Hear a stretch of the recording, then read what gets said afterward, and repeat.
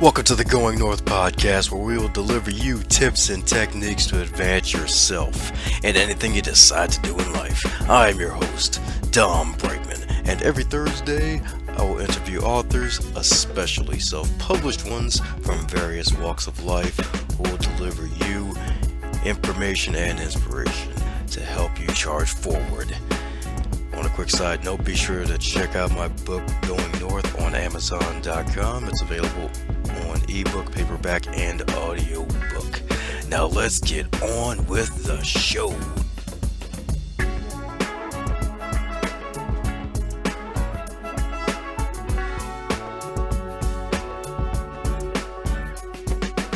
And today on the Going North podcast, we have, you guessed it, another author, but not just any author. We got a lady boss on this episode because she's a lead data analytics developer and a supervisor for a large think tank company in Washington, D.C. So she's in the DMV area, y'all. And also, she's got a master's in mathematics, so she knows how to crunch numbers. She's got all sorts of information and inspiration to help you charge forth in your career. And I'm talking about the one, the only, Christina Alva. How are you today, ma'am? Hello, I'm doing great. Thank you. Fabulous, fabulous, fabulous. So mind filling in the gaps where I may have missed some things in the introduction? Sure, and I think you've got it all pretty well. I am a lead data analytics developer and a supervisor / hiring manager. Outside of that, I'm also a career coach and an author. So published my first book, Beyond the Job Description, How to Succeed in the Workplace, co-written with my best friend and sister, Camille Marbury. And outside of that, I'm a single mother, love to dance and play video games and hang out with my friends. Ah, yes, gamer girl swag. Love it. So career coach and an author. So what really just inspired you to become a career coach? Well, I've been asked a lot. I've worked for over the past 18 years of my life, and I noticed that I have a lot of people that come and talk to me about career-focused questions and advice. And this is on the job and outside of the job. So I was just like, wow, I do this often. I'm doing it all the time. I might as well put this information out there for others to receive, because obviously people need to know these things. So that's kind of how the career coaching got started. Awesome. And how did the Masters in Mathematics lead to the career coaching? Oh, wow, let's see. I got the Masters in Math because I just love numbers. I love problem solving. And so math was just a natural path for me. Doing math led to becoming a programmer and a data analytic developer, and it's just on my career path that led to becoming the career coach. I guess you can say that it's part of problem solving as well, because I get to meet new people and work with different individuals and help them design a strategy for overcoming any challenges that they have in the workplace so they can level up or they can succeed in their 9 to 5. So that's kind of how I'd say it goes hand in hand. I love what you said there about leveling up in a 9 to 5 career, because that could really amp up someone's life. Even for a moment, it's like, yes, I got the job promotion, the 9 to 5, I get the corner office, and more pay, an extra $3,000 a year that goes to taxes. Yes. The little things, the little successes that help you through life.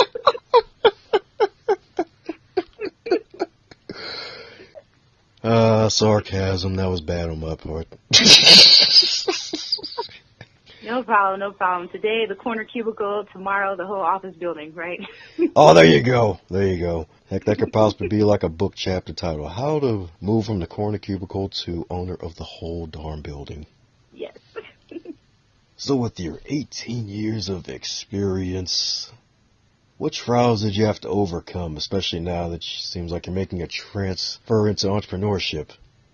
Oh, yeah. So been a lot of challenges over the years. I mean, you have the normal challenges anybody faces when they first start working and start employment. I started out in customer service, And it was just dealing with all the different personalities. That was one of my biggest challenges when I first started out working. And then as I kind of advanced, because I started out working as a teenager. I started my first job when I was 16. I've been working ever since. And so when I got to college and started doing internships and things, then the challenges became a little different because now you're in the kind of like the career workforce, corporate America, and it's a different environment. It's not like the customer service type positions or retail positions. Now it's very competitive in corporate America, and then especially going into the IT field where, it's a male-dominated field. So being a female, there are some challenges I had to overcome, especially being as driven as I am and as ambitious. And, I do call myself a boss lady, and I have a lot of other people that call me boss lady. So, trying to be authoritative and still be polite, kind, friendly, and still myself be humble because there's a lot I'm learning and trying to grow as IT field goes, ever-changing. So lots of different challenges, switching work environments and industries over the years. Now moving into the entrepreneurial space, there's different challenges because I still work a 9-to-5 and I still have to be successful in the workplace. And now, when I get off of work, I come home and I do my second job. So time management, staying organized. I'm a single mother, so trying to spend time with my son and have a social life, quite tricky, trying to balance everything.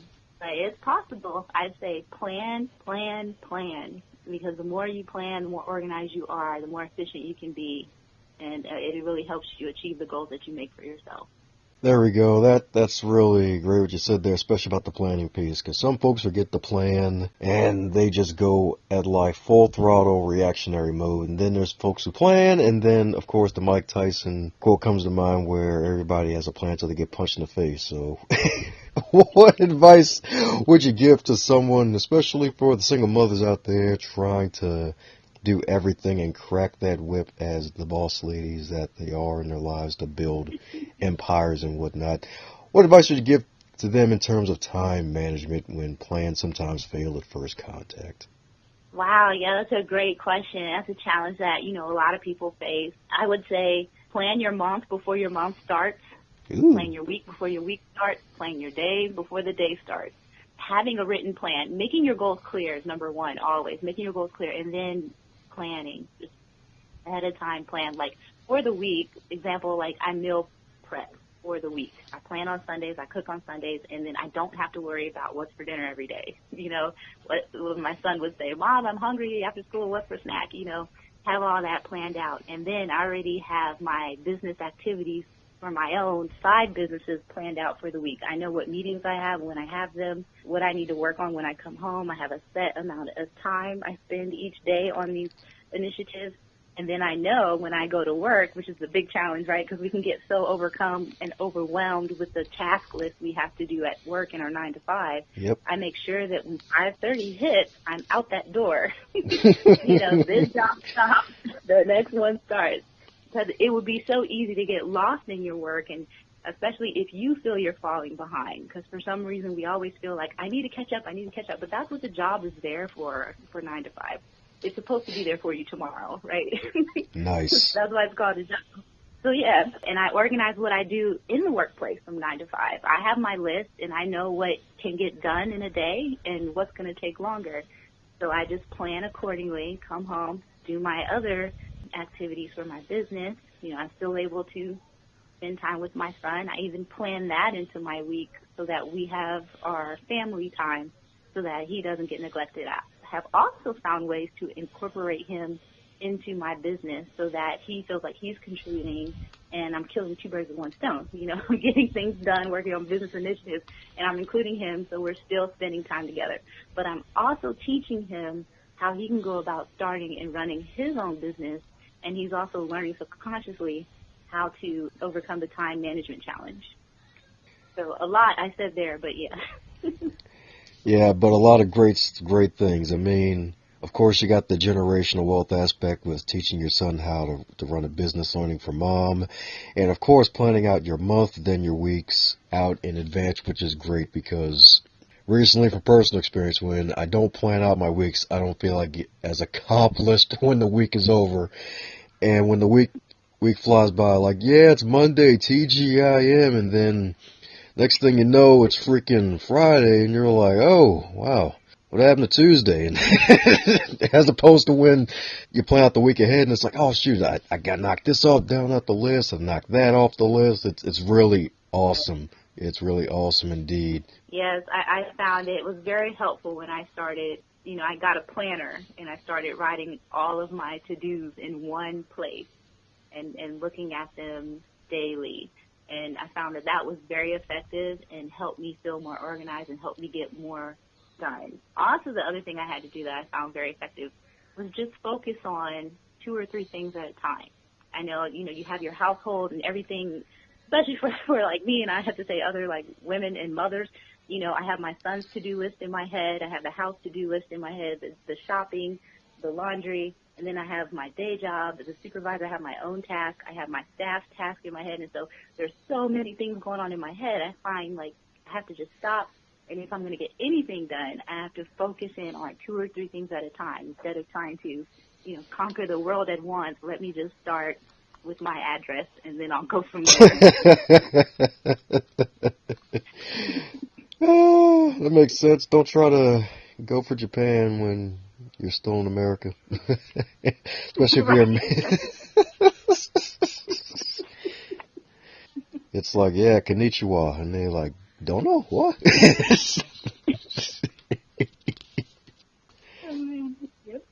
Yeah, also like to mention the fact that you talk about the job is basically there for you tomorrow. Well, as long as you don't screw up while you're at work, but yeah, the job is basically there for you tomorrow. You don't have to live the law file out to the umph degree where you show up 2 hours early and then you leave 6 hours late and it's midnight. It's like, yay, I beat the traffic. Darn, I have to be back in 3 hours. No. Pretty much, right? And I've been there. I mean, I understand, especially people with strong work ethics. You really give your all, 110% to the workplace.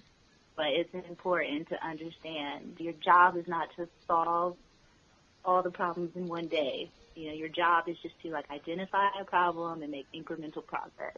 So I tell myself it's written on my desk. So there you go. One of my daily affirmations, yes. So since you're a supervisor, there may be folks out there looking to become supervisors in their own workplaces. So what advice would you give to them in terms of what to do once they get into that role? Because in your book, Beyond the Job Description, it talks about some great things on what to do to rise up in the ranks. But some folks forget about the preparation process while they're rising through the ranks. So what advice would you give to them once they get into that role? So for that switch from employee to supervisor, advice that I would give is if you're looking to go there and you know that's the route you want to take in your career. And then for those who have just become supervisors, for those who are gearing up and want to become, I would say open that conversation with your current manager or supervisor, letting them know that that's somewhere where you desire to go. And I would also ask for you to go ahead and have a conversation about getting involved in their current process for hiring. So get in the recruiting process where you can partake in and see how a person comes into the workplace, becomes an employee, and then how they go up through the ranks. It gives you a look at what other supervisors and hiring managers are responsible for and what they have to do, because most of them not only, do their own work, but then they supervise as well. It's in addition to what you do full-time already. So that's the second thing, is you have to master what you're already doing on your 9 to 5 as far as what you produce, the products that you work on, and what you do. You want to make sure you're comfortable and you're good there before you go on and take on the additional responsibility of becoming a supervisor. And then I think it's important to realize once you become a supervisor, I always say seek out growth opportunities, like read other books about effective leadership and about developing employees, because now your job is not just to manage, but, to be a leader in a sense, because you're responsible now for a team of people and their success in the workplace. I think it's very important that supervisors understand that there has to be a relationship between the employee and supervisor, because you fight on their behalf. Like, you have to make them feel comfortable. That keeps them loyal and keeps them staying with the company. Employees like to know they have a voice. Like, for those who are supervisors, at one point you were an employee and you wanted your supervisor to have your back on different issues and to help grow your career. So now you're in that role. It's important that you have the content and the knowledge in you to turn around and do the same thing. So if you don't care about other people and you don't want to work with different personalities and have hard conversations, then I would ask, is supervising really what you want to do? A lot of people kind of go for it just because they want the title, not understanding like all the work that is involved.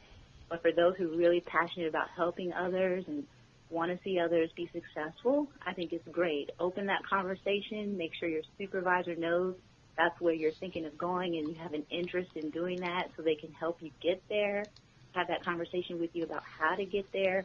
And then once you are there, continue to feed yourself and learn how you can be a more effective supervisor. Key words right there, especially knowing what you want out of your career, because not everything's for everybody. Of course, like supervision, it's like, hey, this ain't for me, because everybody wants to lead until they get that chance to lead. Right, grass is greener on the other side, right? Exactly. As soon as you put your foot on that grass, that Kentucky bluegrass turns completely brown. Heck, it might even turn into the Sahara Desert. It's like, man, I feel so desolate right now. Freaking night and day. It's like, man, I was knocking my work out. Now I gotta manage everybody else. What the fudge is this? Now I see why people lose their faith in humanity. Where's that wall? Let me bang my head against it. Well,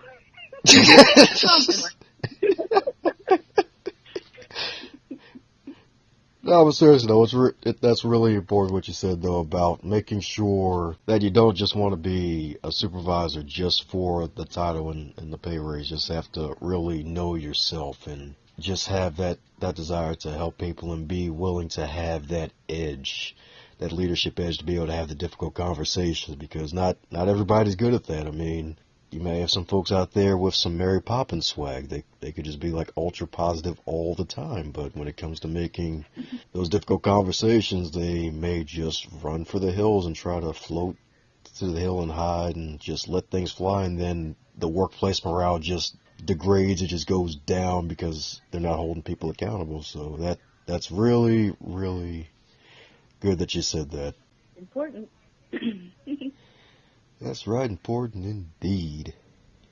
So speaking of continuously developing yourself, you mentioned reading books. So what books have really inspired you the most in life to take action? Wow, great question. So, and these are two that I've read in the last couple of years, and I've read them a couple times. The first book is Go Pro by Eric Warr, and it's 7 Steps to Becoming a Network Marketing Professional. Oh. And I like this book because in becoming an entrepreneur, you know, I've done network marketing as well, and it just really teaches you that you kind of fail your way to the top, you know, so don't be afraid of the no's, don't be afraid of the failures. They're going to happen. All of the people who've had great success in their industries and in their life is because they never stop. So regardless, succeed, fail, you just keep going and you will get there. You just create positive habits for yourself and you will get there. The second book that has really affected my life and my mindset, because that's what changes and shapes your life, is the way you think. And what you think is based on what you put in, is The Slight Edge by Jeff Olson. And I really like that one because along the same principles, he teaches, you know, success or failure is based on the habits you do daily over time. Good habits, success. Bad habits, failure. So I really like these concepts, and they just give me the courage and the confidence I need to get out there, try all of these wild and crazy ideas and things that I have on the inside of me, and, you know, put them out there, grow them, nurture them, keep trying. If something doesn't work, that's okay. Make some adjustments and try again. And eventually I'll get it right. So don't be afraid to get out there. And then, you know, along the way, keep developing those positive habits, those effective habits that you do regularly. And you're lining yourself up, positioning yourself for success. I love it. So do you still do the network marketing? I do. do. I do still do network marketing. I am with a company called Miriam, and we market a high-end anti-aging product and wellness product. Am I part of the pyramid now? Are you what? Am I a part of the pyramid now? I'm not being recruited, am I? Pyramid. I mean the pizza slice, the upside down pizza slice, my bad. No, but seriously, that's I'm building my empire, 7 streams of income, all legal, legit. That's right, just ignore the Jay-Z symbols, the rock pyramids.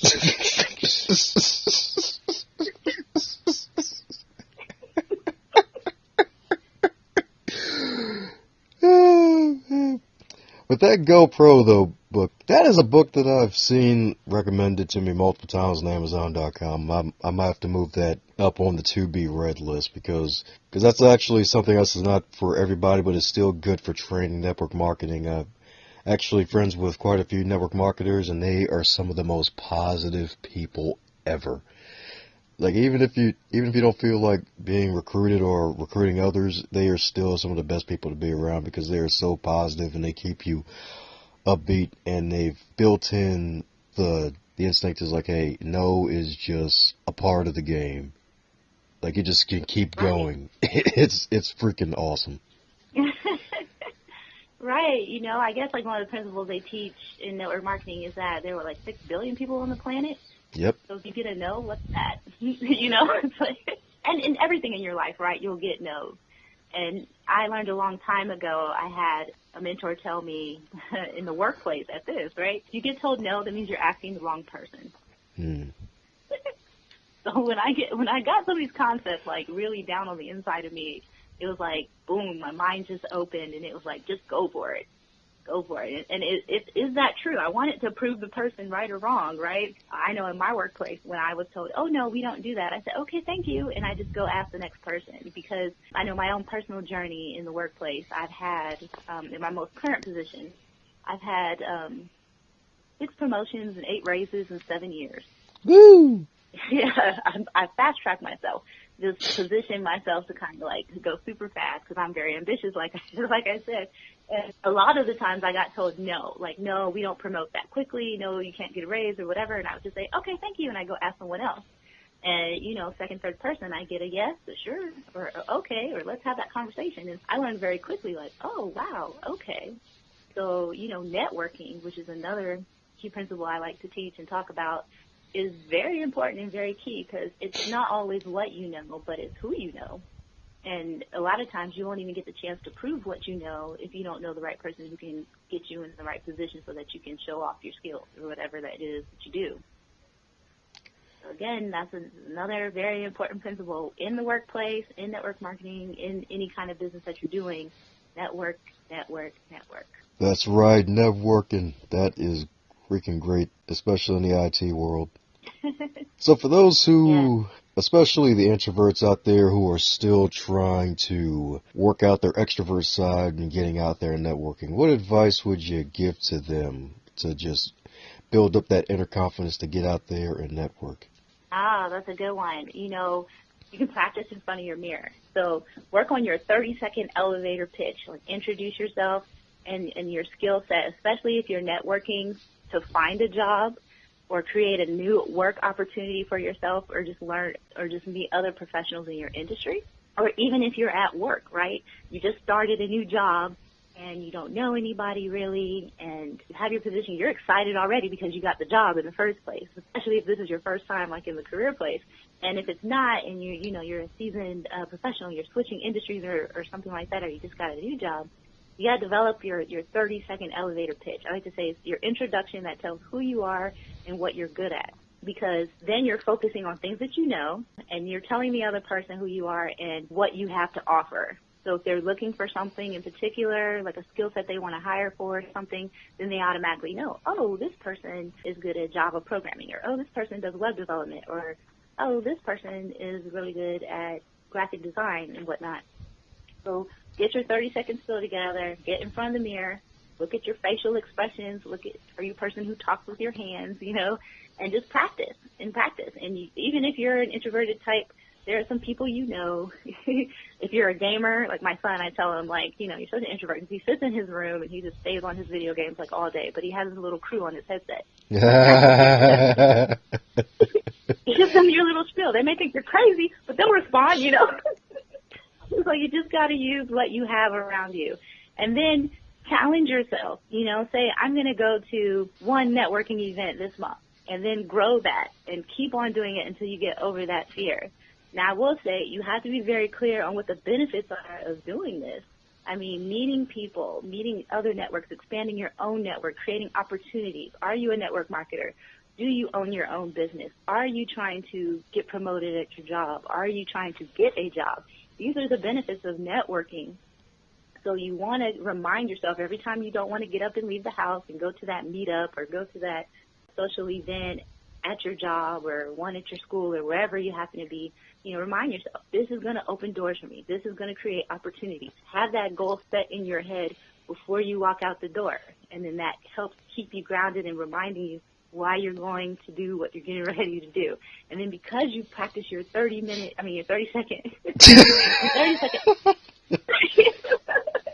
your 30-second elevator pitch, now you're a little more confident when someone walks up to you and says, hi, what's your name? Boom, you go, and that should open up the door to conversation. You can also add in hobby or something that you like to do or an area of interest. If you're interested in healthcare, if you're interested in education, if you're interested in learning visualization, if you like playing video games, you can add a little bit to your 30-second elevator pitch to make it a little personal, and then that can kind of open the door for conversation with somebody else as well. So don't be afraid. Just get out there. Remind yourself why you're doing this. Be clear on your goal when you leave the house of who you want to meet, why you want to meet them, and then keep doing these events until you become more comfortable doing them. That's my advice for those who try to stay in their own little world. Sage advice indeed, and very true. A friend of mine, a colleague even, she was going out to this conference somewhere out. I forgot what state it was. But anyways, her goal for that 2-day conference was to meet 5 different people that can help her out in 5 different areas. And a friend of hers went along with her, and when the conference was over, they had 6 people that can help them out. So having a goal in mind, well, beginning with the end in mind, per se, is really, really important. That's very true indeed. Don't just network just to grab business cards, because a lot of folks throw them in the trash or they put them somewhere in some storage bin, and 2 years later they're trying to remember who you are. So. Yes. Yes, that's a hard one. I collect a lot of business cards myself, and I always have the goal of going home and then following up with everyone. Because, business card has your email or your social media on it, and I try to send something, a note or whatever, to remind them who I am and try to keep that relationship open and then grow it. Yeah, that's also another important piece too, the follow-up piece. So a lot of folks tend to struggle in that. Heck, me at times.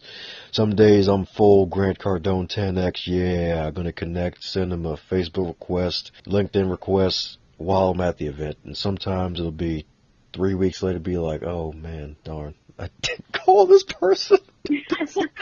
So it's the best of both worlds.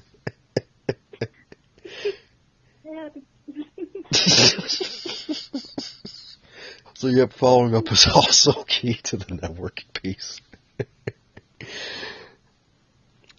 So keeping with the sage advice theme that we have going here, what advice would you give to yourself if you were 25 in 2018? Wow, yes. What advice would I give myself? Going back in time here, where was I at when I was 25? That was 2 years ago, don't worry. The world ended probably 3 years before that. Of course, right? Yeah, 2012, the world ended. Is great. We're in the twilight zone. We're all zombies on our smartphones. It's great.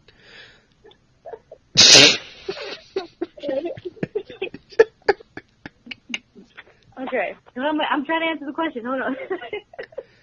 All right. I'm bad for that one. That's okay. It's okay. I'm 25. Okay, I'm 25, and the advice I would give to myself personally, I would tell myself, start network marketing and start building your own online business now. That's the first thing. You're never too young to build a business and start building into your retirement and the things, an empire for yourself so that you can retire earlier and do more and leaving a legacy for the family that you will have one day. And the next thing I would say is have no fear. Go for it. If you want it, go for it. That's the next piece of advice. All these things I got later on in life, but if I could go back or if someone would tell me, or if I was talking to another 25-year-old, that's what I often do. That's what I say. Make your goals clear and then go for them. And again, create other income streams for yourself so you can earn a passive income. You can sleep and earn money. Yeah. Outside the box. There you go. Think outside the box or burn the box altogether. I won't burn it. There are other people that like to stay in the box. They can stay in the box. I'll be outside the box. we can take them outside the box first, then burn it. All right, okay. It's like, now you have to be creative.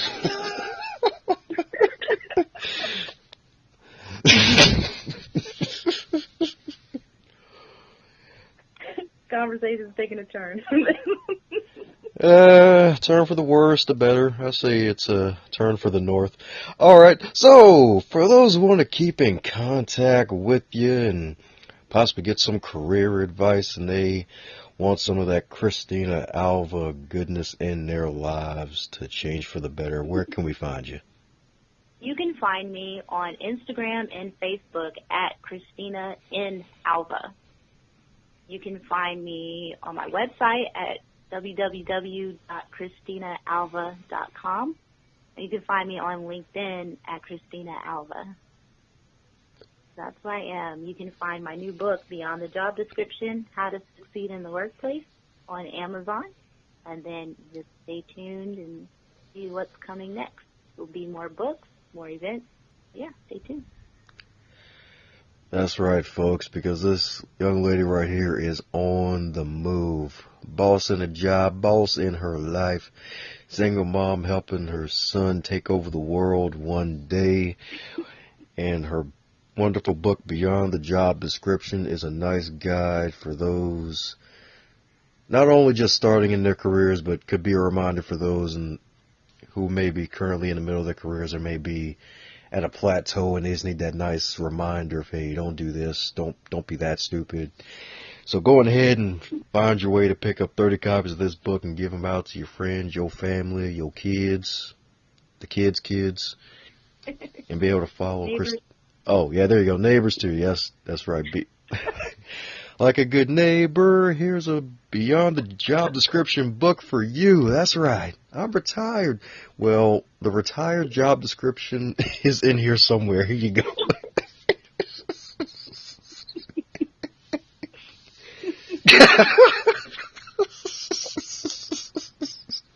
Oh, man.